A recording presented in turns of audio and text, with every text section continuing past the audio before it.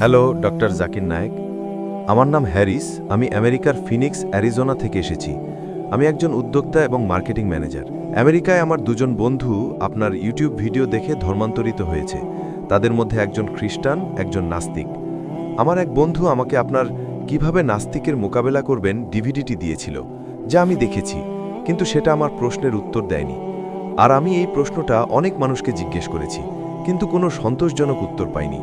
অনেক বুদ্ধিমান মানুষকে, আমি ইউটিউবে যত স্কলারকে দেখেছি, আমার মতে আপনি সবচেয়ে যৌক্তিক, লজিক্যাল, সহজে বোঝা যায় এমন ধরনের স্কলার যাকে আমি আমার জীবনে দেখেছি।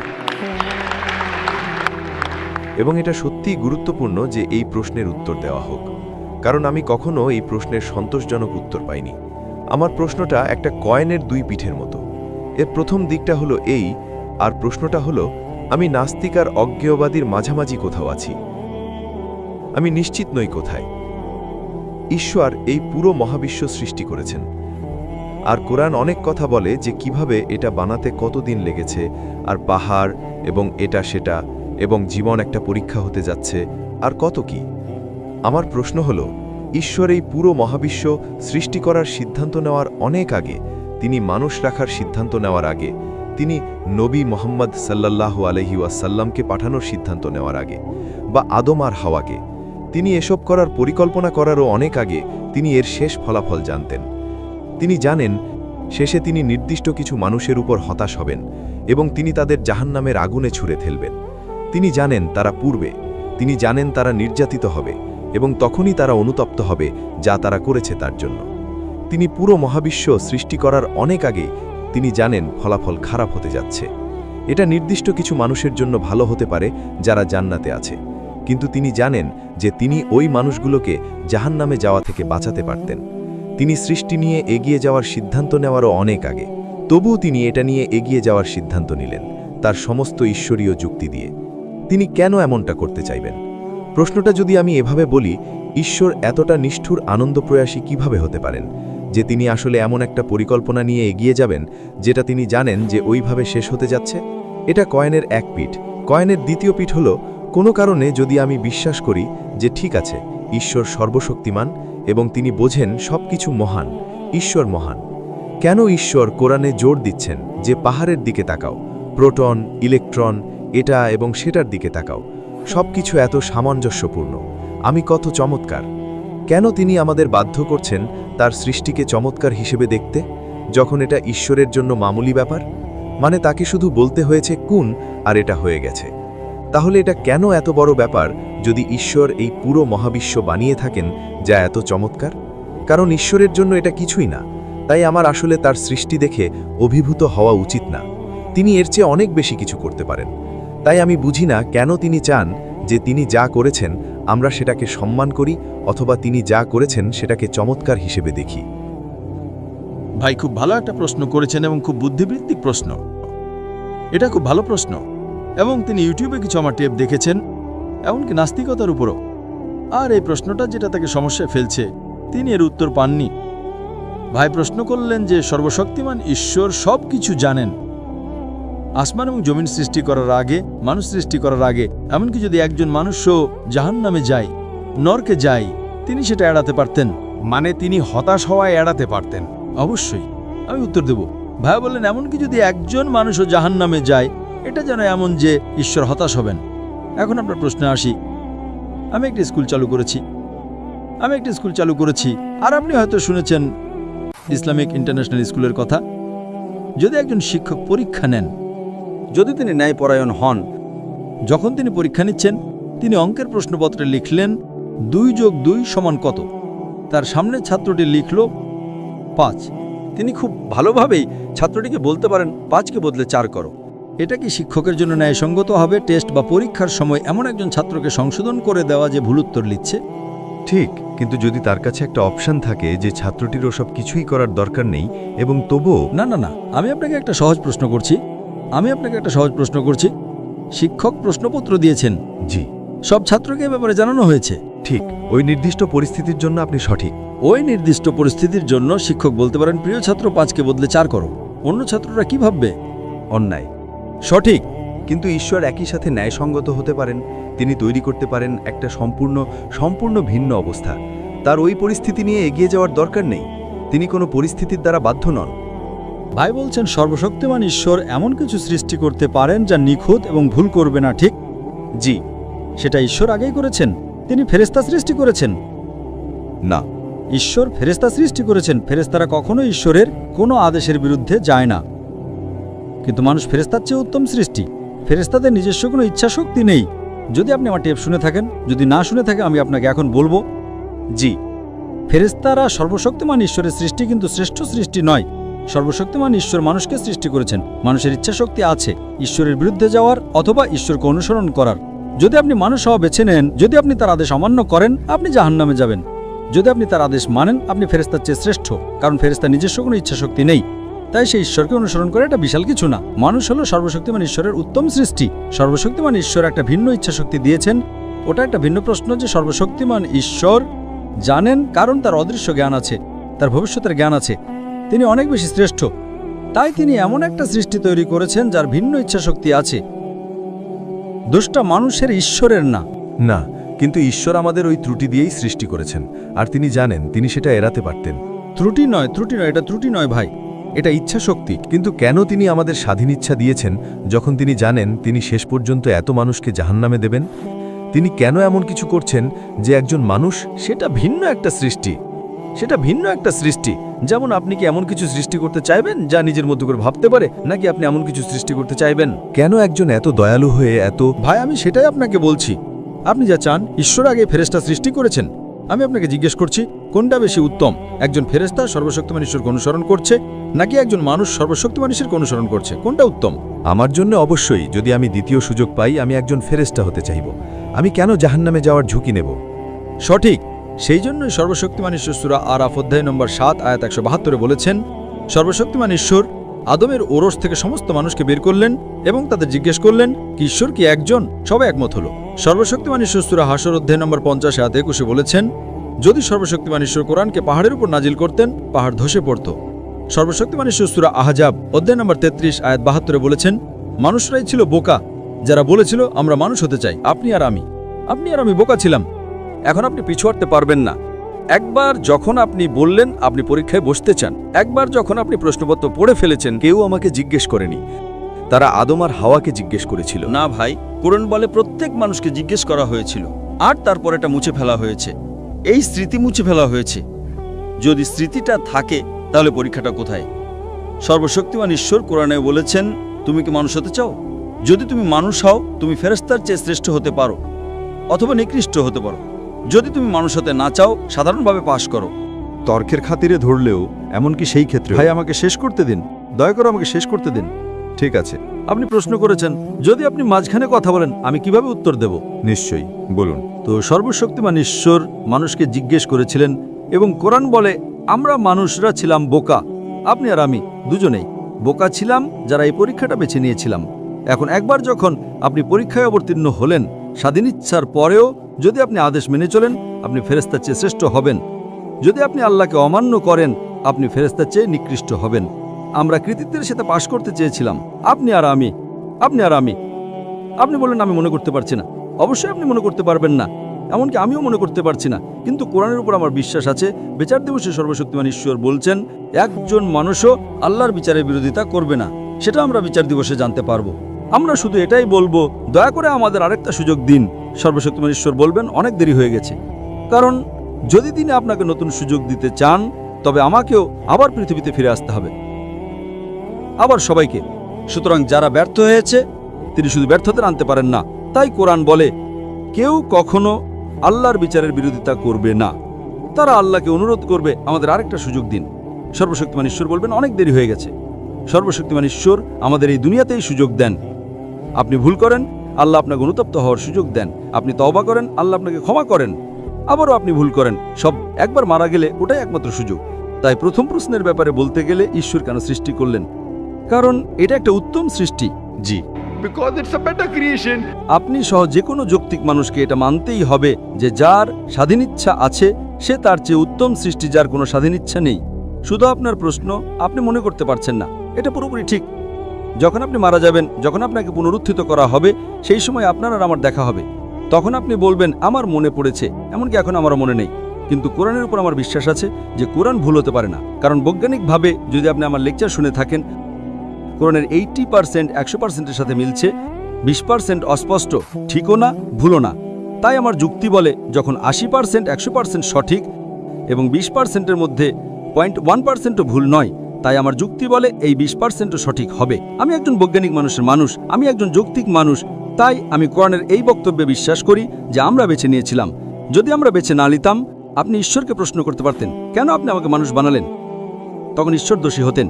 কিন্তু ঈশ্বর কোরআনে বলেছেন, তিনি জিজ্ঞেস করেছিলেন, পাহাড়রা ভয় পেয়েছিল, বাকি সবকিছু ভয় পেয়েছিল, আমরা মানুষরা এটা বেছে নিয়েছিলাম। কিন্তু আপনার কি মনে আছে জিজ্ঞেস করা হয়েছিল?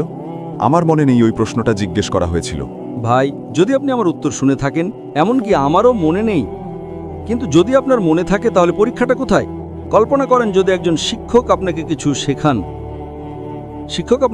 শেখান, শিক্ষক আপনাকে বই দেন পরীক্ষার জন্য, শিক্ষককে বইটা নিয়ে নিতে হবে। যদি শিক্ষক বলেন ঠিক আছে বই নিয়ে নাও, উত্তর দাও, পরীক্ষাটা কোথায়? ঠিক আছে, কিন্তু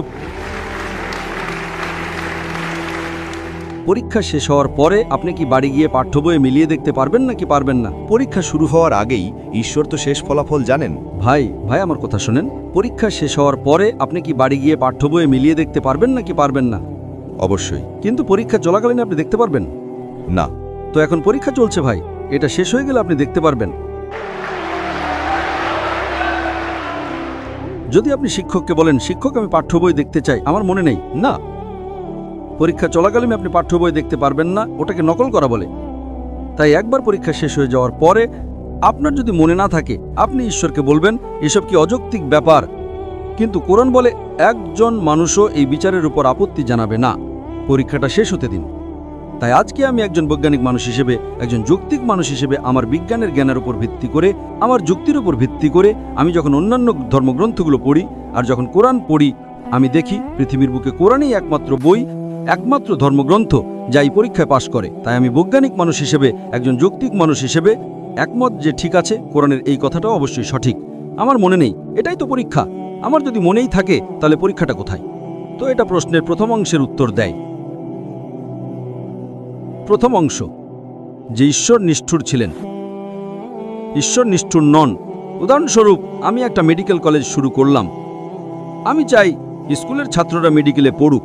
স্কুলে যাওয়া কত শতাংশ ছাত্র মেডিকেল কলেজে ঢুকে?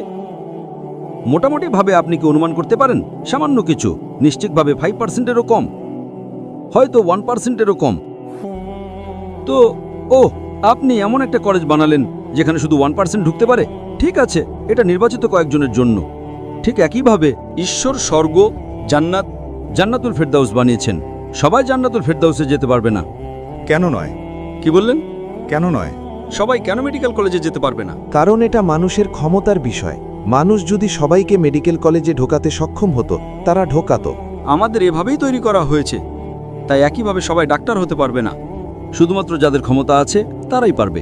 একইভাবে সবাই জান্নাতুল ফেরদাউসে অর্থাৎ স্বর্গের উচ্চস্তরে যেতে পারবে না। আমাদের চেষ্টা করতে হবে। ঈশ্বর আপনাকে ক্ষমতা দিয়েছেন, আপনি যদি তার পথ নির্দেশ না মানেন আপনি পারবেন না। আপনি যদি তার পথ নির্দেশ মেনে চলেন তবে জান্নাতে যাওয়া খুব সহজ। যদি আপনি বুদ্ধিমান হন, এটা খুব সহজ। যদি আপনি বুদ্ধিমান হন আর যদি আপনি নিজের প্রতি সৎ হন। তবে যদি আপনি নিজের প্রতি সৎ না হন, এমনকি একজন বুদ্ধিমান না এমন মানুষও জান্নাতে যেতে পারে। শুধু একটাই বিষয়, আপনাকে সৎ হতে হবে। ঈশ্বর তাকে অনুসরণ করার জন্য আপনাকে বিভিন্ন অপশন দিয়েছেন। কিছু মানুষ ভাবে তারা খুব স্মার্ট। আমি তাদের বলি তারা অতিরিক্ত স্মার্ট। যদি তারা স্মার্ট হতো, তারা দেখতো যে এটা একদম স্ফটিকের মতো সাদা কালো অক্ষরে লেখা যে এটা ঈশ্বরের বাণী। আপনাকে এটা মানতে হবে। এ কারণে স্যার ফ্রান্সিস বেকনের বলা আছে, বিজ্ঞানের অল্প জ্ঞান আপনাকে নাস্তিক বানাবে, বিজ্ঞানের গভীর জ্ঞান আপনাকে ঈশ্বরে বিশ্বাসী করাবে। তাই আমি ঈশ্বরকে নিষ্ঠুর বলবো না, আমি বলবো আমরাই বোকা ছিলাম যারা এই পরীক্ষায় বসার জন্য সিদ্ধান্ত নিয়েছিলাম। ঈশ্বর নন, ঈশ্বর নিষ্ঠুর নন, আমরা বোকা। কোরআন একথাই বলে। শেষ দিবসে আপনি জানতে পারবেন, ইনশাআল্লাহ, আপনি আর আমি দুজনেই। ইনশাআল্লাহ আমি যদি জান্নাতে যাই, ইনশাআল্লাহ আমি আল্লাহর কাছে প্রার্থনা করব, আমি আল্লাহকে ধন্যবাদ দেব। জানেন আমি ভালো মানুষ ছিলাম, আমি মানুষ হওয়াকে বেছে নিয়েছিলাম। আর যদি আপনি ফেল করেন তবে আমরা নিজেদেরই অভিশাপ দেব। আশা করি আপনার প্রশ্নের উত্তর মিলেছে। দ্বিতীয় অংশ। দুঃখিত, দ্বিতীয় অংশটা কি ছিল?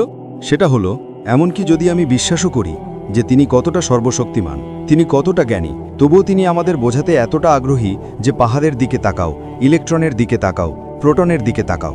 ঠিক বলেছেন। প্রশ্নের দ্বিতীয় অংশ ছিল যে সর্বশক্তিমান ঈশ্বর কেন পাহাড়ের উদাহরণ দেন, যে তিনি এসব সৃষ্টি করেছেন, তার জন্য এগুলো কিছুই না। তাহলে তিনি এসব কেন বলছেন? আপনি জানেন তিনি কেন বলছেন? তিনি বলছেন এই সামান্য পাহাড়ও তারা কেঁপে উঠত। তোমরা মানুষরা তো শ্রেষ্ঠ, তোমরা কেন বোঝো না? কোরআন সূরা হাশর 59 নম্বর অধ্যায় 21 নম্বর আয়াতে বলছে, যদি কোরআন পাহাড়ের উপর নাজিল হতো তবে পাহাড় ধসে ধ্বংস হয়ে যেত। কিন্তু আমরা মানুষের কাছে এটা কোনো ব্যাপারই না। এই উদাহরণটা দিয়ে বোঝানো হচ্ছে যে এই জিনিসগুলো যা এত শক্তিশালী পাহাড় ইত্যাদি যা তিনি সৃষ্টি করেছেন তা তাদের ইচ্ছা সমর্পণ করে দিত। তোমরা মানুষরা কেন করো না? তিনি একটা উদাহরণ দেওয়ার চেষ্টা করছেন যে আমরা বোকা। তিনি নিজেকে প্রশংসা করার চেষ্টা করছেন না। আর তিনি যখনই বলেন যখন তিনি বলেন আল্লাহু আকবার, ঈশ্বরই সর্বশ্রেষ্ঠ, আপনি কি মনে করেন এতে আল্লাহর কোনো পরিবর্তন হবে? না। আপনি হাজারবার আল্লাহু আকবার বলেন, তিনি এর চেয়ে বেশি মহান হতে পারেন না। তিনি ইতিমধ্যে সর্বশ্রেষ্ঠ। তিনি যে কারণে আমাদের তার প্রশংসা করতে বলেন, কারণ এটা আমাদের মানুষের মানসিকতা, আমাদের মানব প্রকৃতি, যে আমরা বিখ্যাত মানুষদের অনুসরণ করি। আমরা যাদের প্রশংসা করি তাদের অনুসরণ করি। উদাহরণস্বরূপ, আপনার মায়ের হার্ট অ্যাটাক হলো, রাস্তায় একজন অচেনা মানুষ আছেন যিনি আপনাকে চিকিৎসা দিলেন, আর আপনি শুনেছেন যে পৃথিবীর সেরা হার্ট স্পেশালিস্ট হলেন ডাক্তার এক্স। এখন আপনি কি ডাক্তার এক্সের পরামর্শ শুনবেন, নাকি রাস্তায় থাকা ওই অচেনা মানুষের কথা শুনবেন যাকে আপনি চেনেন না? Doctor x. কেন? কারণ ডাক্তার এক্স বিখ্যাত, মানুষ তাকে চেনে, তিনি পৃথিবীর সেরা। তাই আমাদের নামাজে, আমাদের জীবনে যে কারণে আমরা আল্লাহু আকবার বলি, আল্লাহ সর্বশ্রেষ্ঠ, আল্লাহ সবচেয়ে জ্ঞানী, আল্লাহ সবচেয়ে বুদ্ধিমান, কেন? আমরা যদি এটা বলি তাতে আল্লাহর কোনো লাভ হয় না, আমাদের লাভ হয় যে আমরা যদি তার প্রশংসা করি, আমরা তাকে অনুসরণ করব। আমরা যদি অনুসরণ করি, আমরা জান্নাতে যাব। আল্লাহর কাছে এতে কিছুই যায় আসে না। বুঝতে পেরেছি। তাই আল্লাহ বলেন, তোমরা কি তবুও বিশ্বাস করবে না? তোমরা কি তবুও বুঝবে না? তার মানে কোরআন মানুষের বোঝার জন্য নাজিল করা হয়েছে, তাই তিনি এই উদাহরণ দিচ্ছেন, নিজেকে মহান করার জন্য নয়। তিনি আগে থেকেই সর্বশ্রেষ্ঠ। আপনি আল্লাহ সর্বশ্রেষ্ঠ বললেও আল্লাহর কিছু যায় আসে না। তিনি আপনাকে বলছেন আল্লাহর আপনার দরকার নেই, আপনার তাকে দরকার। তাই যখন আমরা তার প্রশংসা করি, এটা মানুষের সাইকোলজি যে আপনি যার প্রশংসা করেন, যার সম্পর্কে ভালো কথা বলেন, আপনি তার উপদেশ মেনে চলার চেষ্টা করেন। তার উপদেশ মেনে চললে আপনার লাভ হবে, তার লাভ হবে না। তিনি ইতিমধ্যেই সর্বশ্রেষ্ঠ, তিনি ইতিমধ্যেই দয়ালু। তাই এগুলো হলো তার তৈরি করা নিয়মকানুন। তিনি আমাদের স্রষ্টা, তিনি আমাদের মানসিকতা জানেন। আপনি একজন বিজ্ঞানের ছাত্র, ঠিক, আমিও বিজ্ঞানের একজন ছাত্র। যখন আমি জানতে পারি যে আল্লাহ এমন বৈজ্ঞানিক সত্যের কথা উল্লেখ করেছেন যা আমরা আজ জানতে পেরেছি 50-100 বছর আগে, এটা আল্লাহর উপর আমার বিশ্বাস বাড়িয়ে দেয়। আল্লাহর সূরা ফুসসিলাত 40 নম্বর অধ্যায় 53 নম্বর আয়াতে বলেছেন, سنريهم آياتنا في الآفاق وفي أنفسهم حتى يتبين أنه الحق। শীঘ্রই আমরা তাদের জন্য দিগন্তের দূরবর্তী অঞ্চলে এবং তাদের নিজেদের মধ্যেও আমাদের নিদর্শনগুলো দেখাবো, যতক্ষণ না তাদের কাছে স্পষ্ট হয় যে এটাই সত্য। তাই আল্লাহ এই উদাহরণ দিচ্ছেন যাতে আমাদের লাভ হয়।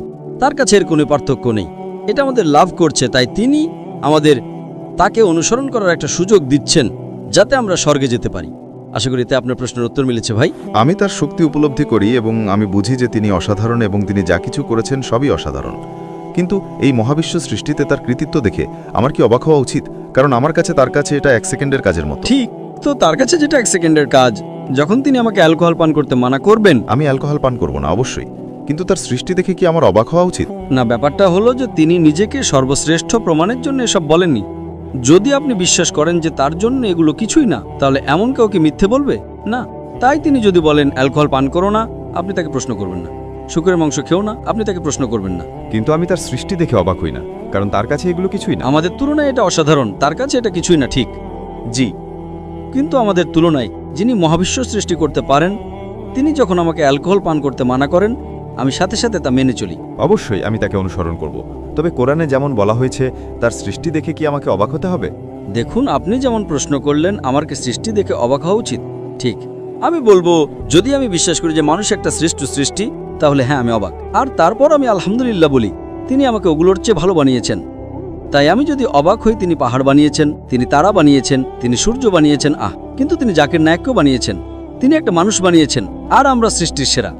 তাই তিনি এই উদাহরণগুলো দেন যাতে আমরা বুঝতে পারি তিনি আমাদের কি উপকার করেছেন, তিনি আমাদের প্রতি যত অনুগ্রহ করেছেন। এই নিদর্শনগুলো নিয়ে কথা বলে, প্রোটন নিয়ে কথা বলে, পাহাড় নিয়ে কথা বলে, অবশেষে তিনি বলেন মানুষ হলো শ্রেষ্ঠ সৃষ্টি। তাই তুলনামূলকভাবে আমাদের মানতেই হবে যে আমাদের সৃষ্টিকর্তা এই মানব দেহ, অণু, ডিএনএ, এই জটিল জিনিসগুলো সৃষ্টি করেছেন যা কখনো এমনি হতে পারে না। তাই এভাবেই আমরা মানুষের সৃষ্টি থেকে অবাক হই। যদি আপনি অবাক না হন, শুধুমাত্র অবাক হওয়ার মাধ্যমেই আমরা আত্মসমর্পণ করি যে তিনি আমাদের সৃষ্টিকর্তা, তিনি উপাসনার যোগ্য, আর কেউ তা করতে পারে না। আমরা যাতে তার উপাসনা করি এবং পরীক্ষায় পাশ করে স্বর্গে যেতে পারি, এসবের জন্যই। আশা করি আপনার প্রশ্ন উত্তর মিলেছে ভাই। বিল গেটস যদি আমাকে $100 দেন, তিনি আমাকে সেই টাকা দিয়েছেন বলে কি আমার অবাক হওয়া উচিত? আমি শুধু এই শেষ উত্তরটা দেব। উনি বললেন বিল গেটস যদি আপনাকে $100 দেন, আমার কি অবাক হওয়া উচিত? আপনি কি অবাক হবেন? ভাই, প্রশ্ন হলো বিল গেটস আপনাকে $100 কেন দেবেন? আপনি যদি বলেন কোনো টম, ডিক আর হ্যারি আপনাকে $100 দিল, এতে অবাক হওয়ার কিছু নেই। বিল গেটস আমাকে $100 দিলেন, এটা এমন কিছু যে তিনি আপনাকে দিলেন। তিনি আপনাকে কেন দিলেন, অন্য কাউকে কেন নয়? কেন? তো প্রশ্ন হলো তিনি আপনাকে কেন দিলেন, এটাই হলো প্রশ্ন। ঠিক আছে, যদি কোনো টম, ডিক আর হ্যারি আপনাকে দেয়, যদি রাস্তার একটা মানুষ আপনাকে $100 দেয়, বিল গেটস, বুঝতে পেরেছেন? বুঝতে পেরেছি, আমি বুঝতে পেরেছি। তো এখন আপনি কনভিন্সড, তাই তো? হ্যাঁ, অবশ্যই, এটাই উত্তর। তো ইনশাআল্লাহ আমি আশা করি যে আপনি ইসলামের আরও কাছাকাছি আসবেন। তাই তিনি আমাকে টাকা দিয়েছেন, এতে আমার অবাক হওয়া উচিত নয়, বরং তিনি আমাকে টাকাটা দিয়েছেন, এতে আমার অবাক হওয়া উচিত। আলহামদুলিল্লাহ। বুঝতে পেরেছি। তাই সময় বাড়ানোটা সার্থক হয়েছে। আলহামদুলিল্লাহ।